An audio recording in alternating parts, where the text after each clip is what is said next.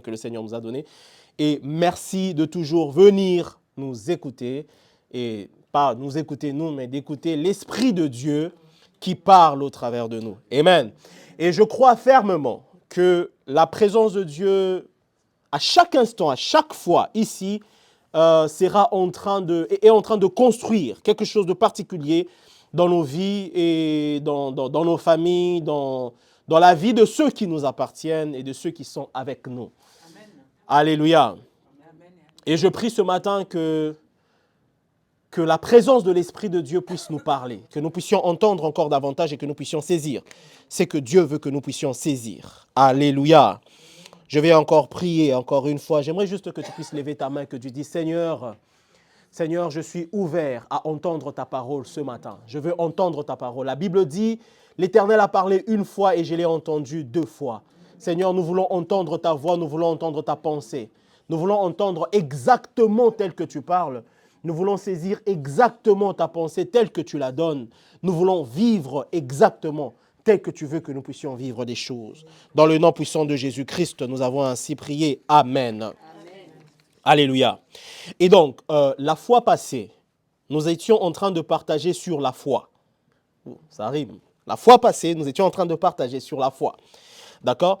Donc, nous étions en train de parler de la foi. Je vous ai donné des définitions de ce que c'est que la foi. Si vous pouvez vous rappeler, je vous ai dit que la foi, c'est croire en Dieu sans hésiter, sans douter et sans remettre en question ce qu'il dit. C'est de prendre Dieu au mot. C'est-à-dire que lorsque Dieu vous dit quelque chose, vous y croyez. Lorsque la parole de Dieu dit quelque chose, nous y croyons. Alléluia. Je vous ai parlé du fait que nous devons chercher à déclarer la parole de Dieu, c'est-à-dire la confesser exactement telle que Dieu veut que nous la confessions et surtout, bien sûr, à la saisir. Je vous ai dit que la foi, c'est agir comme si l'on l'avait déjà reçue. Ceci implique en fait que lorsque nous avons la foi, Amen, Hébreux chapitre 11, la foi est une ferme assurance des choses que l'on espère et une démonstration de celles qu'on ne voit pas. Pour l'avoir possédé, les anciens ont obtenu un témoignage favorable. Ceci implique donc que la foi, c'est agir comme si nous avions déjà ce que nous avons entendu Dieu nous dire que nous avons. Amen. La Bible dit dans le livre de Romains, chapitre 4, parlant d'Abraham, que espérant contre toute espérance. Amen. Il ne douta point, mais il était en train de rendre gloire à Dieu. Et la Bible nous dit même que Abraham crut et cela lui fut imputé à justice. Et il est écrit en plus de cela que il est notre Père devant celui auquel il a cru, Dieu, qui donne la vie aux morts et qui appelle à l'existence les choses qui n'existent pas. Amen. Lorsqu'on dit qu'il est notre Père devant celui auquel il a cru, Dieu, ça veut dire quoi? Dès lors que Dieu a dit à Abraham que je fais de toi père d'une multitude, que tu auras une postérité semblable aux étoiles du ciel et aux sables de la mer, Abraham y a cru directement, sans avoir vu, et a commencé à agir comme s'il avait déjà ce que Dieu lui avait promis. Et donc, par conséquence, il est notre Père, devant celui auquel il a cru. Donc, ceci implique cette pensée. Ça implique que dès lors que vous entendez la parole de Dieu et vous y attachez votre foi, ce que vous avez cru s'active directement devant Dieu pour votre vie, même alors que nous n'en avons pas vu la manifestation immédiate. La manifestation de la parole de Dieu s'ensuit, mais ce que Dieu dit que vous êtes, ce que Dieu dit que vous avez, s'applique dès l'instant où vous recevez la parole de Dieu en disant « Seigneur, je la reçois ». C'est comme ça que la guérison s'applique à vous directement dès l'instant où vous recevez la parole de Dieu en disant « Seigneur, je la reçois ». Lorsque Dieu dit que tu es guéri, tu reçois et la guérison s'active automatiquement devant Dieu. Et c'est là que nous voyons la manifestation. En fait, lorsque nous disons que la foi, c'est agir comme si l'on avait déjà, ça veut dire que nous recevons ces choses sans les avoir vues encore. Voilà pourquoi il est écrit, heureux c'est lui qui croit sans avoir vu. Amen. Saint Thomas qui a dit que s'il ne met pas sa main dans les plaies du Seigneur, s'il ne voit pas le Seigneur de lui-même, il ne croira pas en sa résurrection. Mais ce n'est pas le fait de toucher le Seigneur qui prouve que le Seigneur est ressuscité. Le Seigneur est ressuscité parce qu'il a dit qu'il ressusciterait. Dieu a besoin que nous croyions en lui parce que c'est sa parole qui le dit ainsi, non pas parce que nous en voyons d'abord la manifestation. Le monde attend de voir les preuves afin de croire, mais Dieu attend que tu crois avant de voir les preuves. Et ainsi, nous agissons directement. La foi, c'est agir comme si l'on l'avait déjà. Et je vous avais dit que la foi, c'est agir en accord avec ce que Dieu a fait et ce qu'il nous dit dans sa parole. C'est agir en accord avec ce que Dieu a fait et ce qu'il nous dit dans sa parole. Qu'est-ce que l'on dit par là? Vous direz, admirable, mais qu'est-ce que cela veut dire? Agir en accord avec ce que Dieu a fait et ce que Dieu a dit dans sa parole. Ça veut dire que lorsque Dieu a déjà agi pour moi, je donne un exemple. Lorsque Dieu a déjà agi dans sa parole, il dit que c'est par ses meurtrissures que tu as été guéri. Ça veut dire que tu agis comme quelqu'un qui marche en bonne santé. Et bien sûr, marcher en bonne santé veut dire aussi veiller sur sa santé. C'est agir en accord avec ce que Dieu a dit et ce que Dieu a déjà fait. Alléluia. Amen, amen. Donc, nous sommes en accord avec ce que Dieu dit, en accord avec ce que Dieu fait, en accord avec ce que Dieu nous a déjà montré, en accord avec ce que Dieu nous a déjà accompli. C'est-à-dire que lorsque je suis en train de marcher et que le Seigneur a proclamé la joie dans mon cœur, alors que je suis en train de parler en ce moment, le Seigneur me dit qu'il dépose la joie dans le cœur d'une personne. Si c'est pour toi, reçois cela au nom de Jésus. Alléluia. Il dépose la joie telle que le monde ne peut pas le donner dans ton cœur. Il dépose la joie et il n'y a plus de place dans l'irritation, pour l'irritation. Alléluia. Amen. Merci Seigneur. Je reçois, dis après moi, je reçois ta joie Seigneur. Je marche dans la joie du Seigneur. Amen, amen. Et donc, marcher en accord avec la joie du Seigneur, ceci implique aussi qu'on refuse toute occasion qui puisse nous amener à l'irritation. Amen, amen. On refuse toute occasion. J'étais en train de parler avec le Seigneur cette nuit et le Seigneur était en train de me parler personnellement. Il me disait, ne donne pas l'occasion aux gens de t'irriter. Amen, amen. Ne permets pas, parce que tu ne contrôles pas l'action des gens envers toi, mais au moins tu contrôles tes émotions, tu contrôles tes pensées, tu contrôles ta réaction envers eux.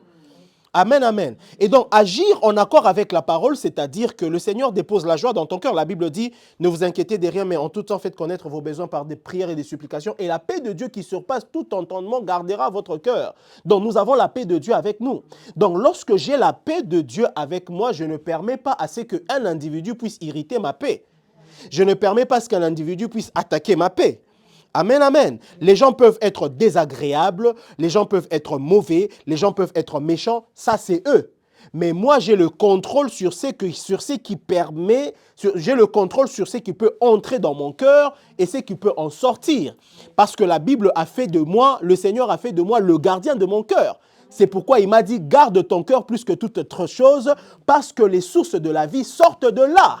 Amen, amen. Je suis le gardien de mon cœur. Dis après moi, je suis le gardien de mon cœur.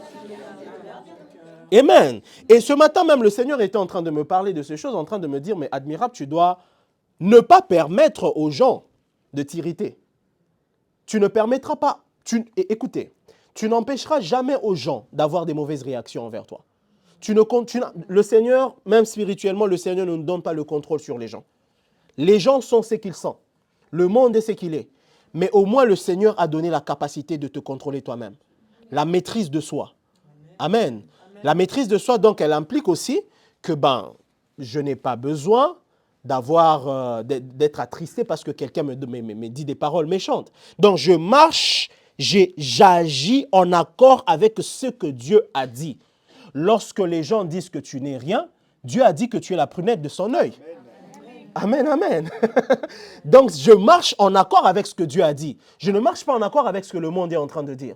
Je ne marche pas en accord lorsque le monde dit que, voilà, tu es quelqu'un de mauvais, tu es quelqu'un de méchant. La Bible dit qu'en Christ, tu es une nouvelle créature. Les choses anciennes sont passées. Toutes choses sont devenues nouvelles.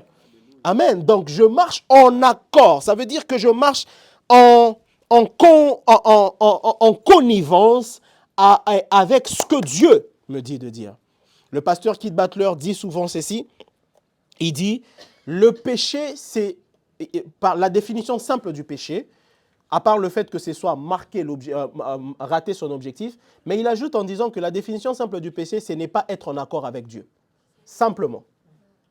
N'est pas être en accord avec Dieu. Dieu dit, le mariage, c'est Adam et Ève.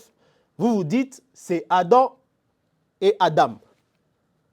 C'est ça le péché. Vous n'êtes pas d'accord avec ce que Dieu a dit. Ou vous dites que c'est Ève et Évelyne. Amen. C'est ça, n'est pas être en accord avec Dieu. Et n'est pas être en accord avec Dieu, Dieu dit, la Bible dit, la joie de l'Éternel fait ma force. Et toi, tu dis, mais non, les gens sont méchants avec moi, voilà pourquoi je suis irrité, voilà pourquoi je suis méchant. Tu n'es pas en accord avec Dieu. Amen. Est-ce que ce matin, on peut être d'accord avec Dieu? Amen. Marcher dans la foi, c'est agir en accord avec ce que Dieu a fait et en accord avec ce que sa parole dit. Ceci implique que nous marchons et nous écoutons ce que la parole de Dieu dit et nous permettons à ce que notre vie puisse être contrôlée par la parole et non pas être contrôlée par les sentiments et les émotions des gens. Je refuse d'être dirigé, je refuse que mes humeurs soient déterminées par le gré des vagues, des mauvais comportements des hommes et des êtres humains. Amen. Ah ben voilà, ma belle-sœur, elle est toxique. Voilà, j'ai des frères toxiques. J'ai une sœur qui ne me respecte pas. J'ai des enfants qui ne me respectent pas, etc. C'est vrai, on ne le nie pas, n'est-ce pas? Mais toi, tu marches en accord avec ce que la parole de Dieu dit. Amen. Marcher, la foi, je vous ai aussi dit que la foi est un mode de vie. Amen. La Bible dit, la Bible dit que le juste vivra par la foi. Habakkuk chapitre 2, verset 4. La foi est un mode de vie. Notre mode de vie, c'est comme celui des enfants de Dieu. Lorsque nous disons que la foi est un mode de vie, vous devez le comprendre. En fait, je les répète toujours et je vous le dis encore une fois, parce que vous savez que le cerveau humain retient une chose au fur et à mesure qu'on répète, on répète. C'est là que nous comprenons et nous saisissons déjà. Amen. Et je fais partie des orateurs qui répètent encore et encore. Même les scientifiques disent que la répétition, c'est la mère de la science. Amen. Oui, donc la répétition, c'est la mère de la science. Plus vous répétez une chose encore et encore, plus vous la maîtrisez. Vous savez ça? C'est un principe, même spirituellement. Faites une chose encore et encore, vous en aurez la maîtrise. Amen. Faites une chose. Passez du temps presque chaque jour. Faites chaque jour, donnez-vous le défi de faire, par exemple, 20 minutes de prière. Chaque jour, à une heure précise. Vous vous réveillez le matin, chaque jour, 20 minutes de prière. Chaque jour. Vous verrez que vous aurez la maîtrise, non pas la maîtrise de Dieu, mais vous aurez cette maîtrise de la présence de Dieu. Vous serez dans une routine. Amen, amen. Parce que lorsque vous le faites encore, vous verrez que vous avez la maîtrise. Même, si je peux vous expliquer cela un peu, même les Chinois avec la maîtrise du Kung-Fu, c'est en fait la répétition d'une chose plusieurs fois jusqu'à en atteindre la perfection. Amen. C'est pourquoi si vous avez suivi leur défilé récemment, leur défilé militaire, ils se balancent avec tellement de précision.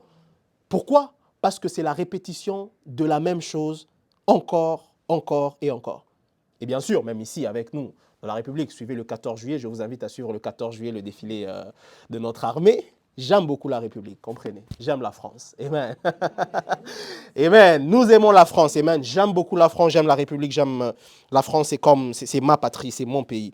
Et donc, lorsque vous suivez même les défilés du 14 juillet, lorsque vous suivez les défilés du 14 juillet, vous verrez même, je ne sais pas si vous avez déjà vu la cavalerie en train de défiler. Vous verrez que les chevaux sont au pas. Ok? Ce n'est pas ce jour-là qu'ils font ça. C'est une répétition qu'ils font encore, jusqu'à en avoir la maîtrise. Donc, ils répètent la même chose. Et même dans la parole de Dieu, plus on répète, on enseigne, nous avons la maîtrise et nous devenons des géants et des experts dans cette chose-là. Quelqu'un me donne un bon amen. Quelqu'un me donne un bon amen. Alléluia. Et donc, la foi, c'est un mode de vie. Amen. Et donc, je vous répète souvent une chose. Nous sommes sauvés par la foi. Amen. Tu as été sauvé par la foi. La Bible dit que si tu crois dans ton cœur et tu confesses de ta bouche le Seigneur Jésus, c'est alors que tu seras sauvé. Tu as entendu la parole de Dieu un jour.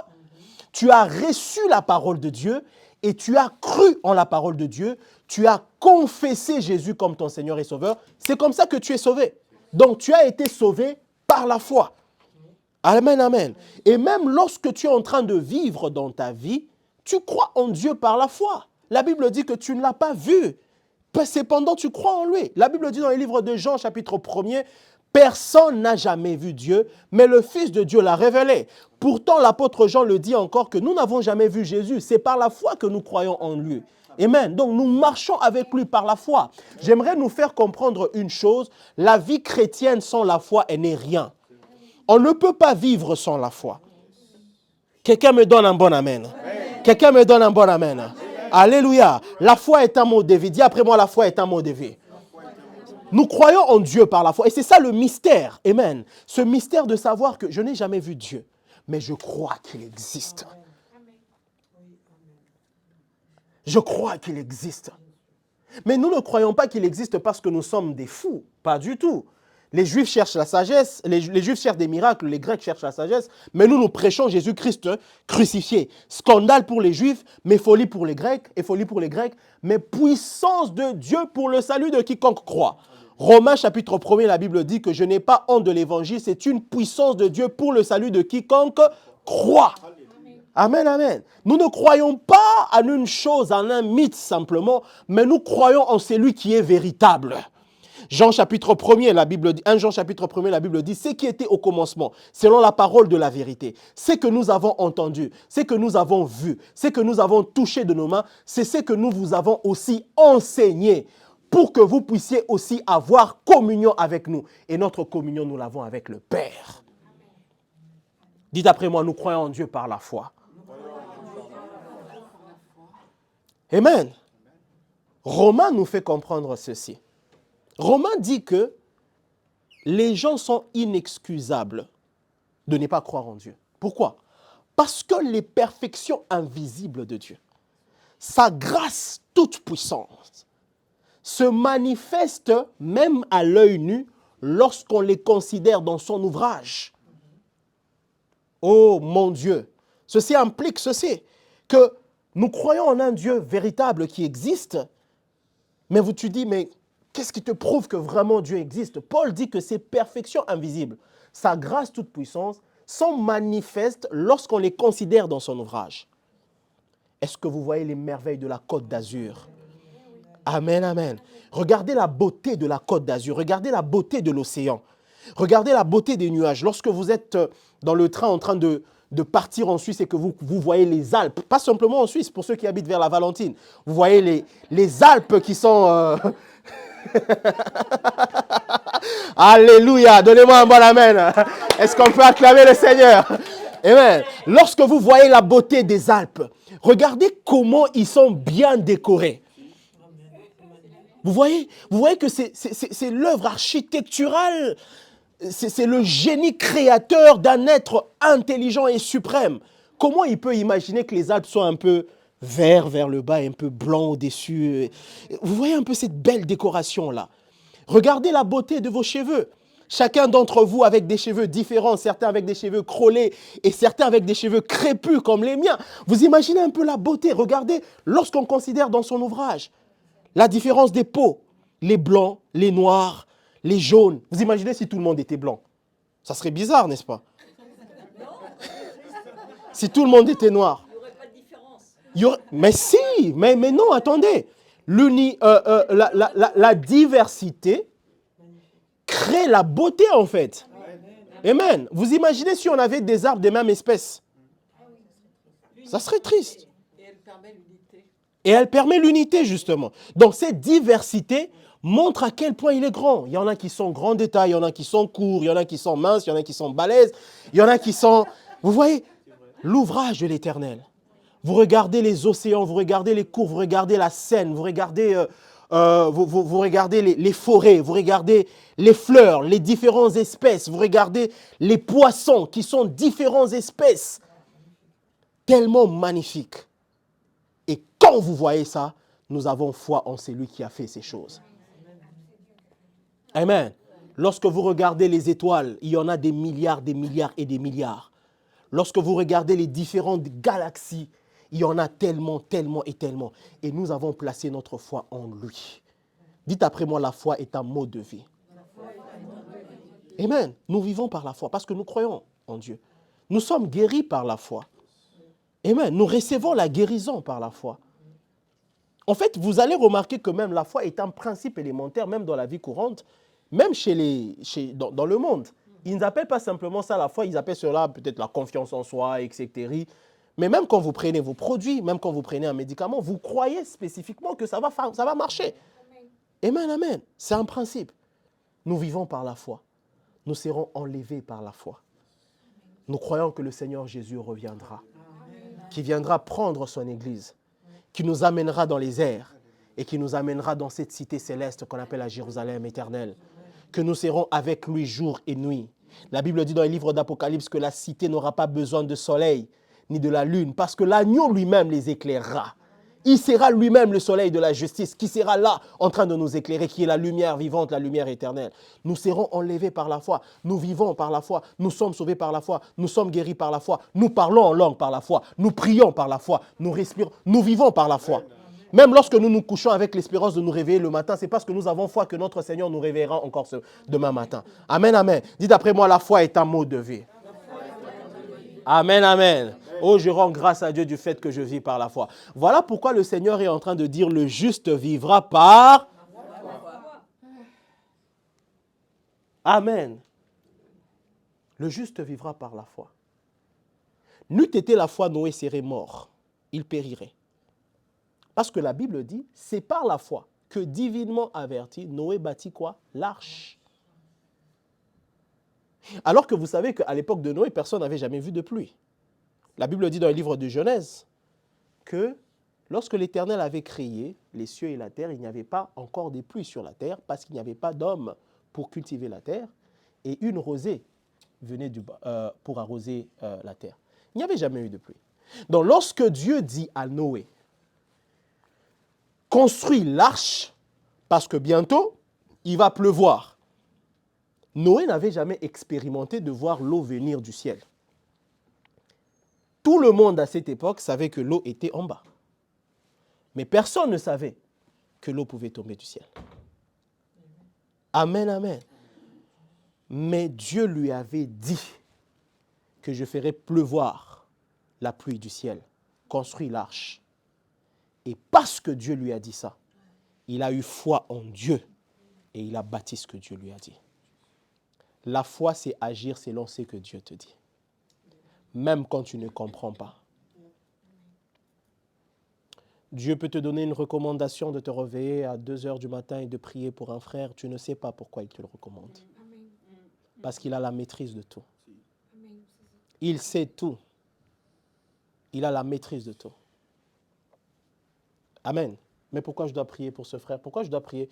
Dieu peut te réveiller un bon matin et te demander de prier pour un pays dans lequel tu n'as jamais été. Prie pour... je ne sais pas moi, le Singapour. Lève-toi et prie. Tu ne sais pas. C'est ça la foi. Amen, amen. Lorsque Dieu dit à Noé de bâtir l'arche, Noé ne savait pas. N'avait jamais vu de pluie avant. Amen. Aujourd'hui, lorsqu'on entend cette histoire, on se dit, ah, c'est normal, on lui a demandé de bâtir l'arche et puis il y aurait la pluie. Toi, tu vois la pluie. Mais à l'époque de Noé, il n'y avait pas encore de pluie. Alléluia. Il n'y avait pas encore de pluie. Il ne pleuvait pas encore. La terre était arrosée par une rosée. Amen. Mais par la foi, il bâtit l'arche. Il a bâti l'arche et il a sauvé sur lui-même et il a sauvé sa famille. Voilà pourquoi on dit que le juste vivra par...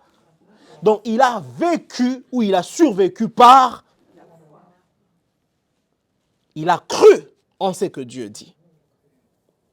Amen, amen. Alléluia. Donc la foi est un mode de vie. Un mode de vie que nous devons avoir. Un mode de vie que nous devons préserver. Et donc, je vous ai aussi fait comprendre une chose, qu'il est impossible de plaire à Dieu sans la foi, n'est-ce pas? Car La foi, or la Bible dit dans le livre d'Hébreux, or sans la foi, il est impossible de lui être agréable, car il faut que celui qui s'approche de Dieu croit que Dieu existe et qu'il est le rémunérateur de ceux qui le cherchent. Amen, amen. Lorsque on ne peut pas plaire à Dieu, on ne peut pas être agréable à Dieu lorsque nous n'avons pas la foi. Parce que lorsque nous nous approchons de Dieu, nous devons croire que Dieu existe. Non seulement qu'il existe, nous devons croire qu'il est capable de donner réponse à nos prières. Amen, amen. Voici ce que l'Esprit de Dieu me dit en ce moment. Quel est le sujet que tu as? Quelle est cette requête que tu as? Personnellement, tu peux l'écrire en ce moment. Quelle est cette requête que tu as? Présente-la devant Dieu, mais avec l'assurance qu'il répondra à cette requête. C'est ça, lui être agréable. La foi, ce n'est pas simplement s'approcher de Dieu. Mais la foi, c'est s'approcher de Dieu avec l'assurance qu'il répondra à notre prière. Amen. Voilà pourquoi il vient chez Abraham, il dit à Abraham, écoute Abraham, l'année prochaine je reviendrai, ta femme sera enceinte, ta femme Sarah, qui avait déjà 80 ans à l'époque. Y a-t-il quelqu'un qui a 80 ans ici? Je ne vais pas poser la question, mais pensez à votre âge et comparez à l'âge de Sarah. Ne me dites pas quel âge vous avez vous-même, mais comparez à l'âge de Sarah. Dieu lui dit que tu vas tomber enceinte. La Bible dit que Sarah rit. Amen. Elle a ri. Parce qu'elle se disait, c'est pas possible que cela se fasse. Et qu'est-ce que le Seigneur avait dit? Il dit, pourquoi as-tu ri quand j'ai dit ça? Elle a même nié. Devant Dieu, elle nie en disant, non, j'ai pas ri, mon Seigneur. Elle dit, mais si, tu as ri. Y a-t-il quelque chose qui soit impossible à l'Éternel? Y a-t-il quelque chose qui soit impossible à l'Éternel? Dis après moi, rien n'est impossible à Dieu. Rien n'est impossible à Dieu. Et donc, lorsqu'on dit que, or, sans la foi, il est impossible, il faut que celui qui s'approche de Dieu croit que Dieu existe et qu'il est le rémunérateur de ceux qui le cherchent, ceci implique que lorsque tu t'es présent devant Dieu, ce n'est pas simplement pour venir déposer ton fardeau, comme si tu venais chez ta psychiatre ou encore, comment on appelle ces gens vers lesquels on va expliquer nos problèmes et tout, les psychologues et tout ça, sans qu'ils ne puissent donner une solution. Non, tu viens auprès de lui pour déposer ton fardeau, et pour lui expliquer ton problème, mais avec l'assurance. Je sais que mon Dieu est capable de résoudre mon problème. C'est ça la foi. Amen. Dis après moi, sans la foi, il est impossible de plaire à Dieu. Amen. Donc, je m'approche de lui avec l'assurance que, ô Seigneur Dieu Tout-Puissant, tu es capable d'accomplir des choses. Tu es capable d'accomplir des miracles. Oh, tu es capable d'accomplir des miracles. Oh Seigneur, tu es capable d'accomplir des miracles. Tu es capable d'accomplir des miracles. J'aimerais dire à quelqu'un, l'Esprit de Dieu me dit maintenant de te dire, le Dieu qui donne des prophéties continue de parler encore aujourd'hui. Le Dieu qui fait marcher des paralytiques continue de faire marcher les paralytiques aujourd'hui. Le Dieu qui a guéri des gens dans la Bible continue de guérir les gens encore aujourd'hui.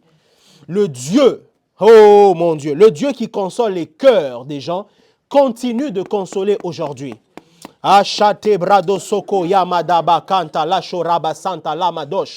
Nous sommes dans l'ère de l'intelligence artificielle.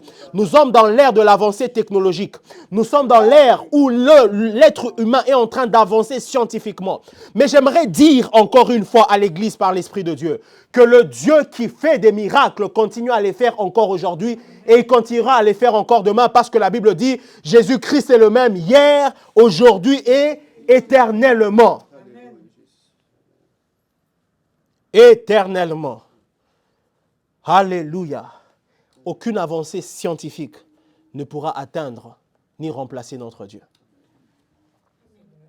Aucune.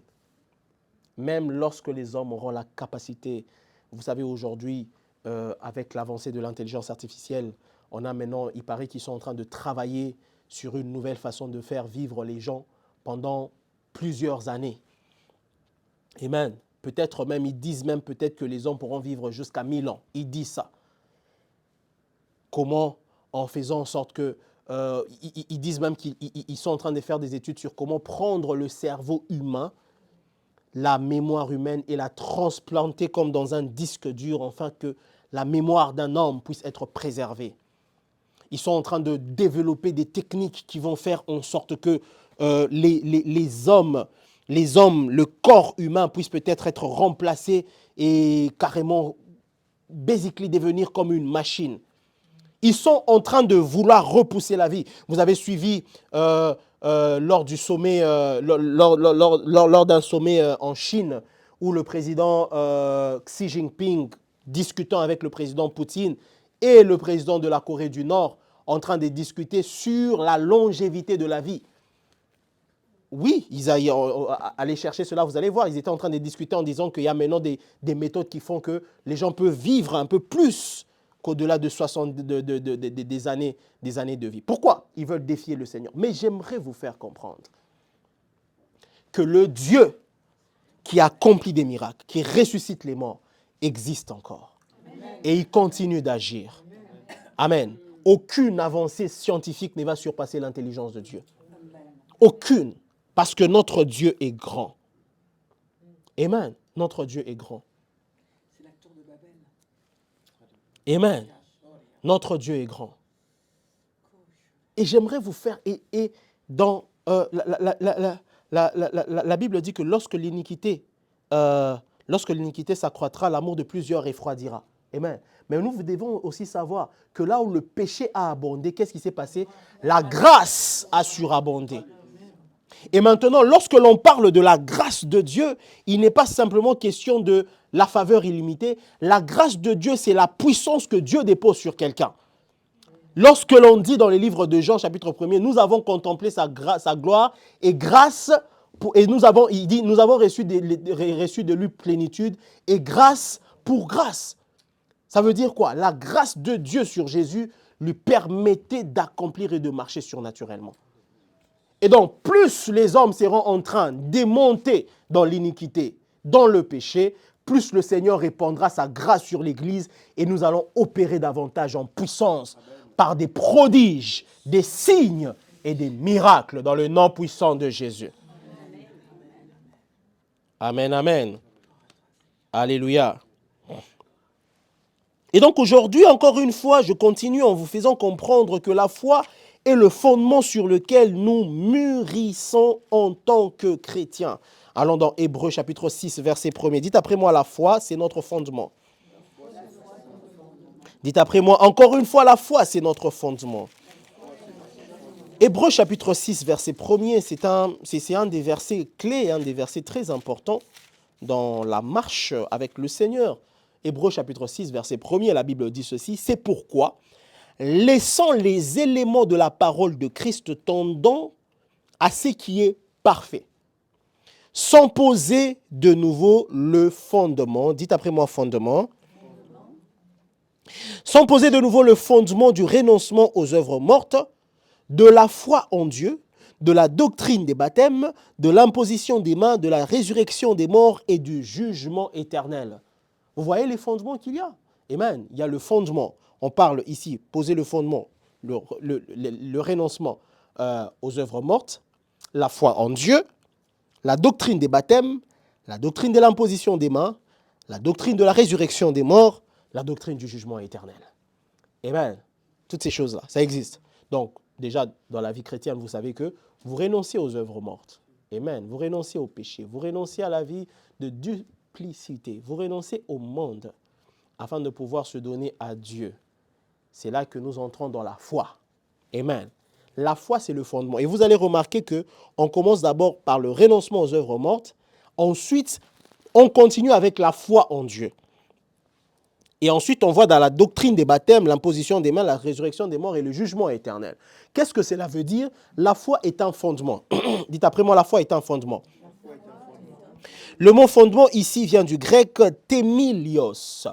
Témilios qui stipule poser une fondation. Autrement dit, la vie chrétienne est basée et elle a pour fondation la foi. Amen.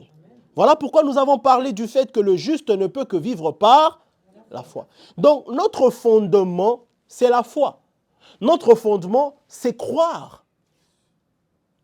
Notre fondement, c'est le fondement de la vie chrétienne, c'est croire.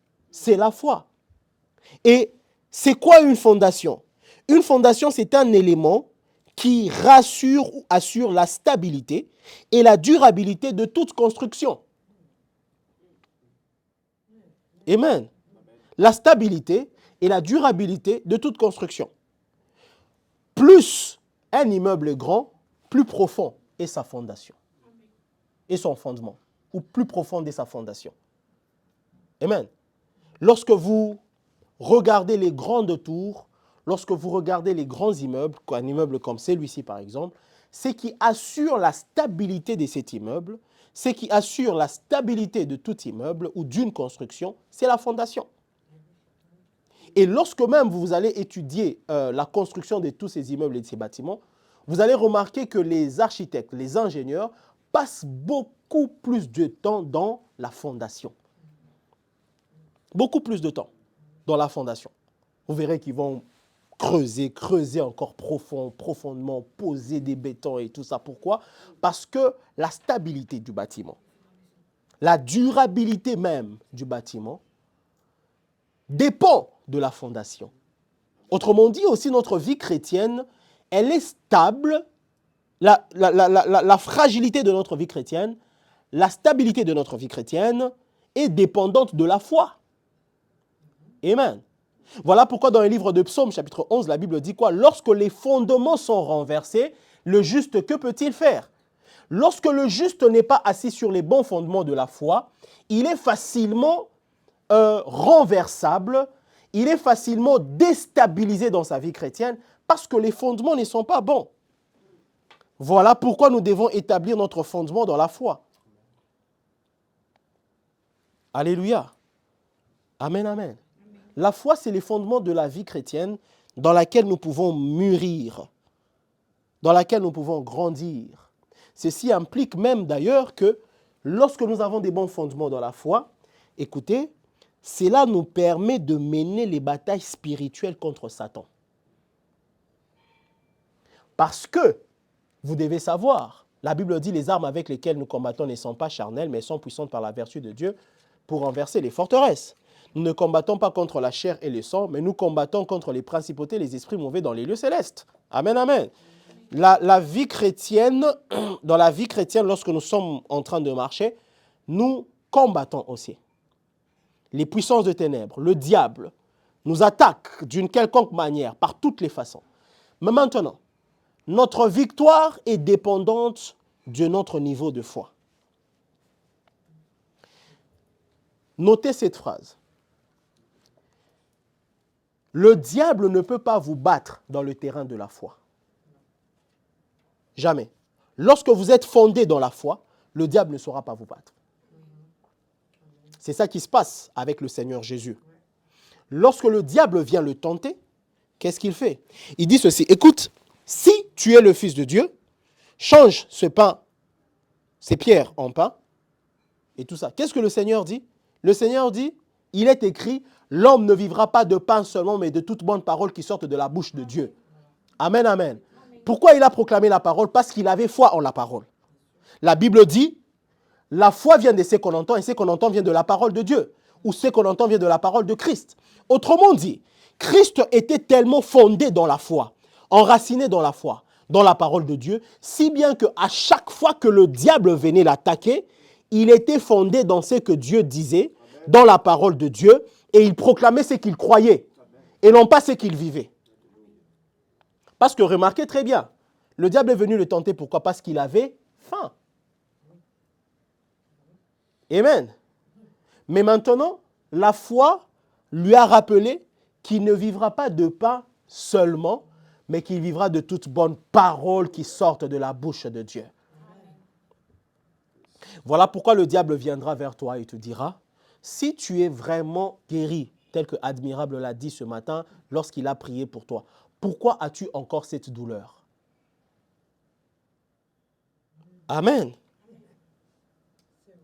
Amen, amen. Voilà pourquoi le fondement de la foi vient pour que tu puisses lutter contre l'ennemi. En disant, non, non, non, non, non, il est écrit que c'est par ces meurtrissures que j'ai été guéri. Amen. Il est écrit, la joie de l'Éternel est ma force.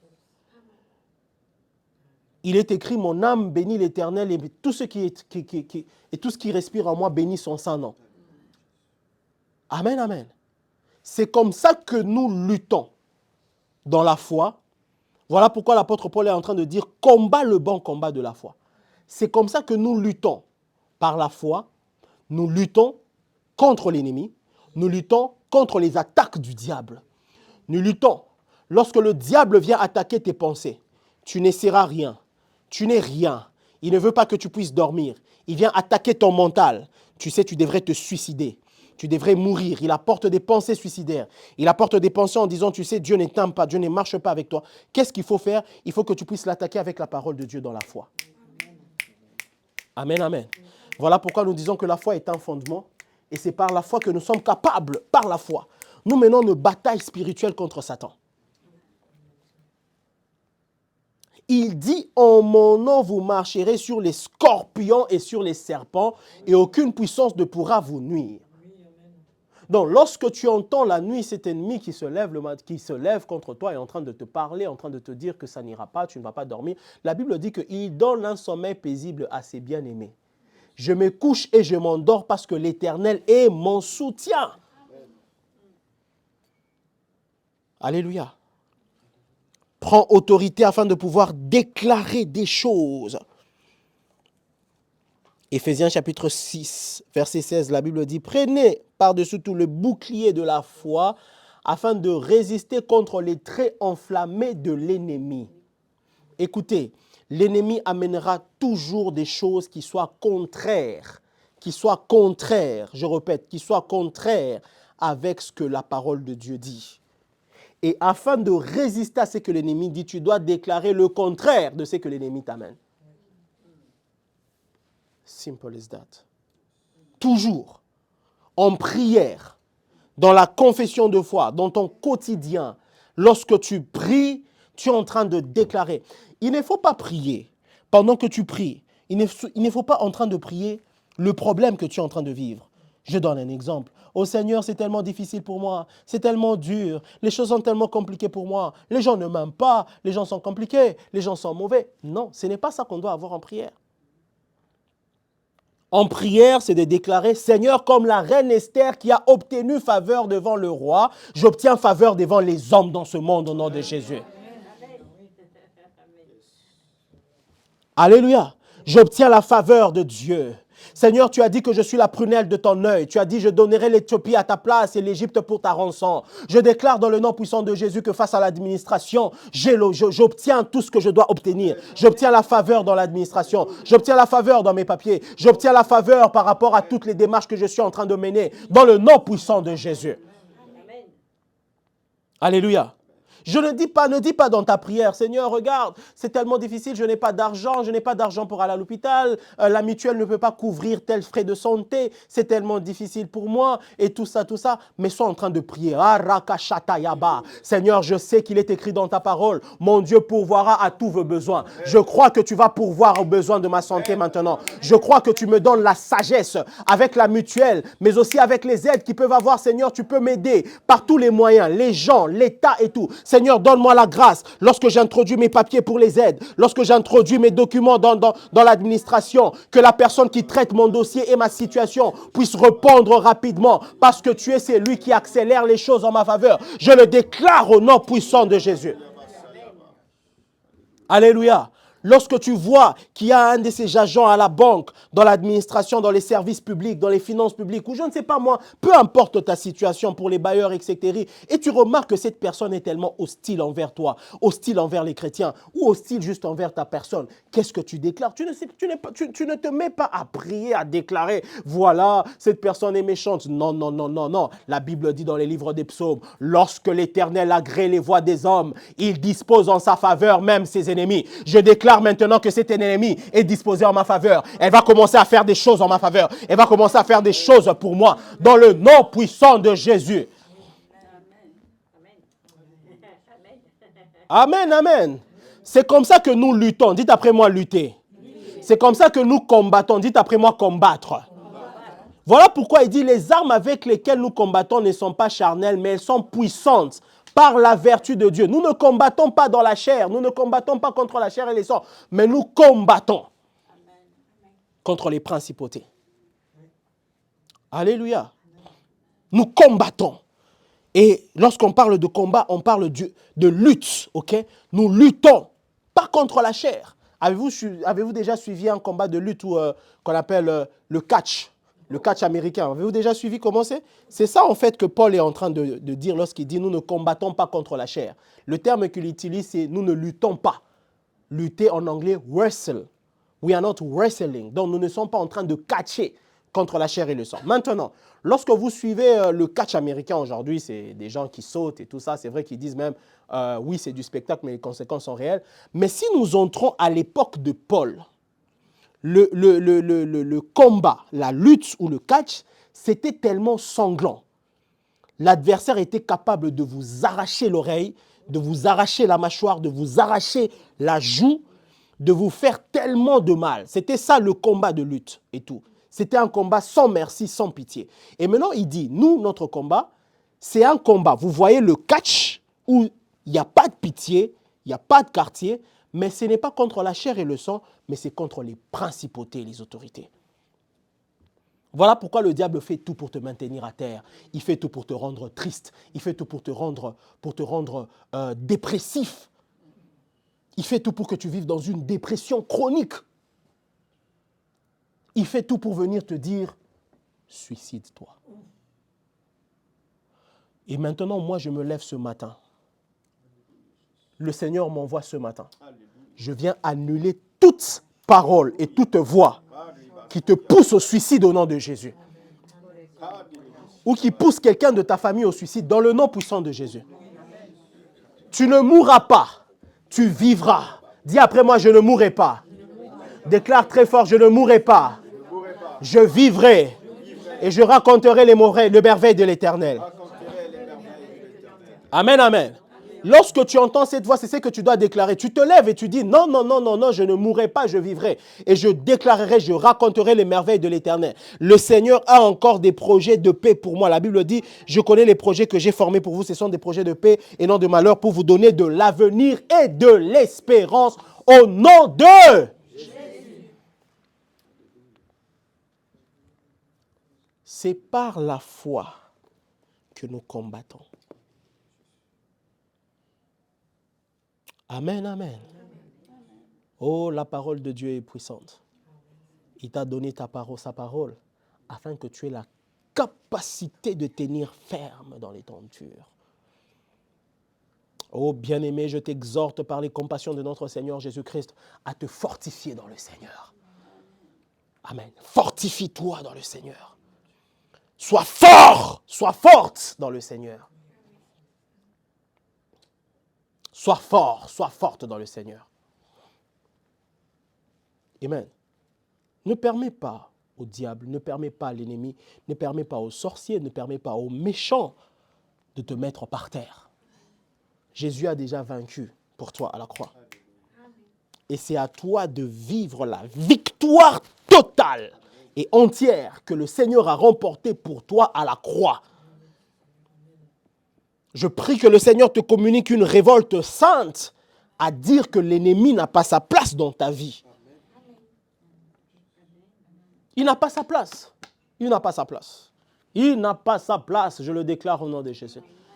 Oh, je menace toute forme de maladie contre toi. Je menace toute forme de pensée négative contre toi. Je menace toute forme de malédiction contre toi, contre ta vie, dans le nom puissant de Jésus. Amen. Amen. Alléluia.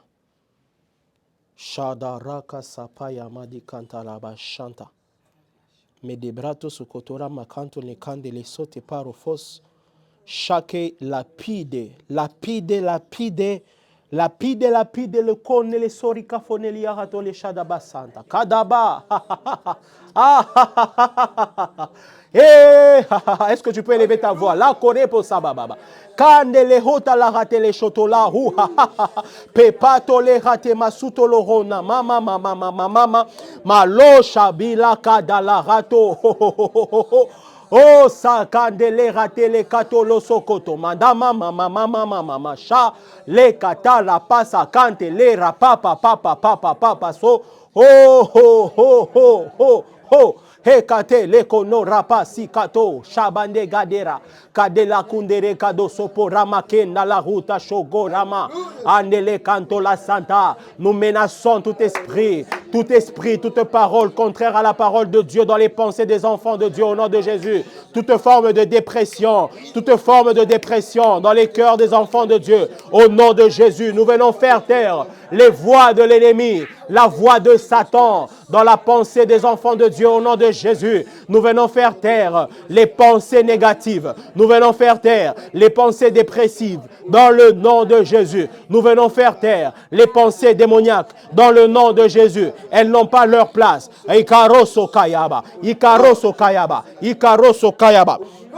Mentanda da kunda ndanda ndanda ndanda mando ndondo ndogo ndola mantande ndanda ntande ndanda ntanda ndanda ndanda mantandon tondon tondon tondon tondon ndankentande tanto ta touche le krate sante la kontali alama manda dusa kanta prakanto lo shabate rekosaya baba baba.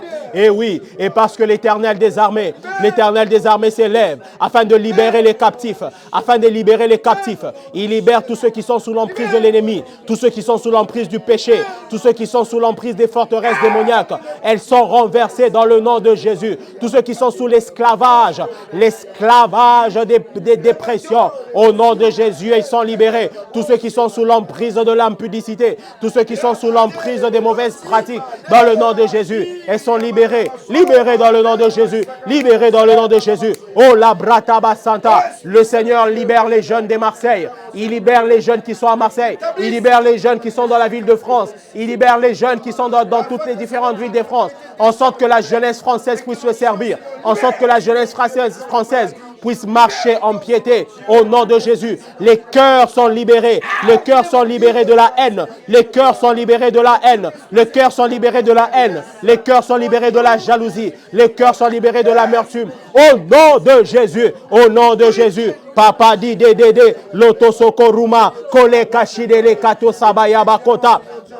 Au nom de Jésus, les chaînes de l'inimitié sont brisées. Les âmes sont gagnées à Christ. Les chrétiens s'élèvent en France, à travers toute la France, dans tous les quatre coins de la France, au nom de Jésus. Et les chrétiens se lèvent bien plus fort que jamais, Au nom de Jésus, les ministères sont fortifiés, les associations chrétiennes sont fortifiées,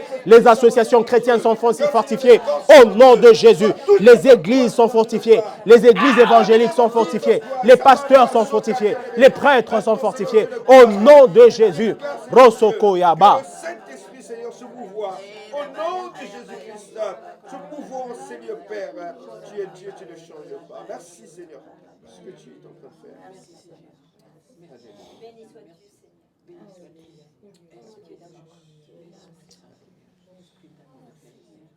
Esprit de Dieu, Esprit Saint, Esprit de Dieu, Linara Soko Yaba, Eta Satonde le Kanta Tele Pate Lache Yaba.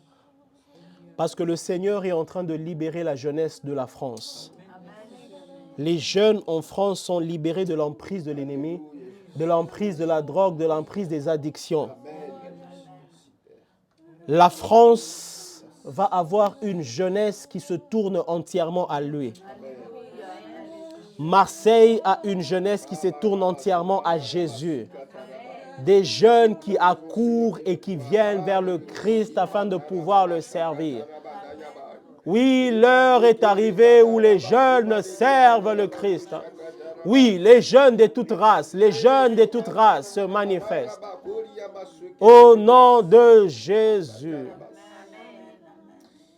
Shosarito sabayo bababande de. Les églises en France se lèvent avec une flamme afin de porter l'étendard de la chrétienté. Les chrétiens de France se lèvent encore davantage. Les associations chrétiennes sont fortifiées au nom de Jésus. Le diable n'a pas dit son dernier mot sur la France. C'est Dieu qui a le dernier mot sur la France. Marseille se lève, Nice se lève, Montpellier se lève, Lyon se lève, Saint-Étienne se lève. Au nom de Jésus, Paris se lève. Au nom de Jésus, toutes les villes se lèvent. Au nom de Jésus, Bordeaux se lève. Au nom de Jésus, la Normandie se lève. Au nom de Jésus, la Nouvelle-Aquitaine se lève dans la présence de Dieu. Le pays de Loire se lève. Au nom de Jésus, le Bouches-du-Rhône se lève au nom de Jésus, la Provence se lève au nom de Jésus, la Bretagne se lève au nom de Jésus. Maracuso peta nikataraba kantolabos sakato yabato shata. L'Auvergne, Rhône, Alpes s'élève. Oh, pakato rekacho yabababababa. Parce que la puissance de Dieu, l'Esprit de Dieu est en train de se mouvoir dans ce pays.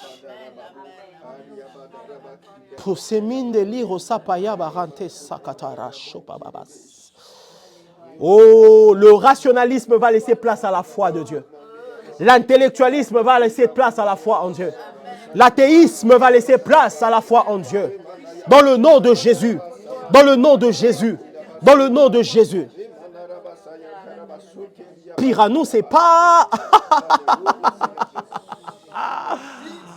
Oh! Gloire soit rendue à Dieu. Seigneur, je prie pour tes enfants ici présents. Tu connais les requêtes de prière qu'ils ont au fond d'eux. Tu connais, Seigneur, les problèmes qui rongent chacun d'entre eux. Seigneur, je prie, dans le nom de Jésus, que tu les exauces, que tu exauces chacun de tes enfants ici présents, même ceux qui nous suivent en ligne, que tu exauces, que tu places la paix, que tu pourvoies aux besoins, que tu montres dans ce monde décadent que tu es le Dieu vivant, le roi éternel, le Dieu tout-puissant. Dans les livres de Samuel, il est écrit qu'à cette époque, la parole de l'Éternel se faisait rare. Il n'y avait plus beaucoup de visions. Et la lampe de l'Éternel n'était pas encore éteinte. Mais Dieu avait appelé Samuel. Seigneur, alors que les jeunes sont tournés vers des choses ignobles, des choses qui ne rendent pas gloire en ton nom, des choses qui détruisent leur avenir, parce que l'ennemi les y a poussés, parce que l'ennemi veut qu'ils puissent être détruits. Seigneur, nous savons que toi, tu es capable de restaurer, que des petits Samuel puissent entendre ta voix dans un tel milieu. Que des jeunes, à l'instar de Samuel, puissent entendre ta pensée et ton appel. Et que les jeunes de ces pays, les jeunes des différentes villes dans ce pays reviennent à toi. Les jeunes de la francophonie reviennent à toi. Nous pensons à tous ces pays qui parlent français, répandus en Afrique, en Asie et même ici en Europe. Père, nous prions que tu touches la francophonie. Que ton esprit les touche, comme le jour de la Pentecôte. La Bible dit, au dernier jour, je répandrai mon esprit sur toute chair.